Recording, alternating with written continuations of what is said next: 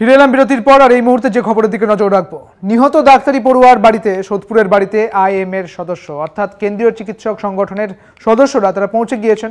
শান্তনু সেনও নিহত পড়ুয়ার বাড়িতে গিয়েছেন, তাদের সঙ্গে এমনটাই জানা যাচ্ছে। আপনাদের জানিয়ে রাখি, আইএমএ সদস্যরা এবং আইএমএ সদস্যদের সঙ্গে শান্তনু সেন, তিনি দেখতে পাচ্ছেন যে তৃণমূল নেতা এবং ডক্টর বিশিষ্ট চিকিৎসক শান্তনু সেন তিনি পৌঁছে গিয়েছেন নিহত পড়ুয়ার চিকিৎসকের বাড়িতে। পরিবারের সঙ্গে কথা বলবেন তারা এবং নিহত চিকিৎসক পড়ুয়ার বাড়িতে এই মুহূর্তে আইএমএ সদস্যরা, তাদের সঙ্গে রয়েছেন শান্তনু সেনও।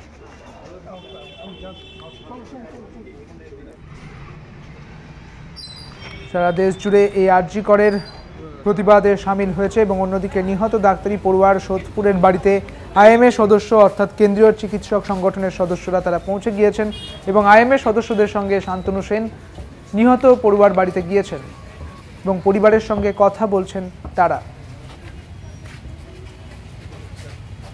দিল্লি থেকে এসেছেন 7 জন। আপনাদের জানিয়ে রাখি,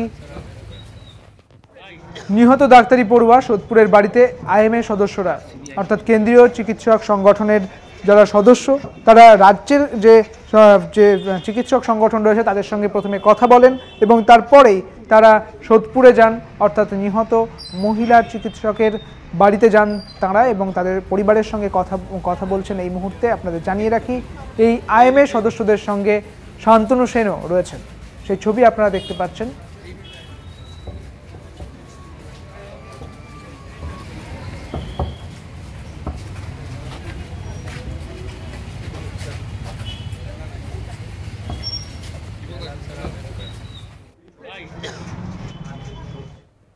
as a part of the IMA headquarters हम लोग यहाँ जो हीनियस क्राइम हुआ है, एक बच्ची जो रेसिडेंट डॉक्टर थी उसका मर्डर हुआ है, तो उसको हम देखने के लिए आए और हम सॉलिडारिटी बताने के लिए कि IMA headquarter IMA West Bengal के साथ है, वो देखने के लिए आए हैं और उनकी जो भी प्रॉब्लम होगी उसको हम नेशनल लेवल पे लेंगे।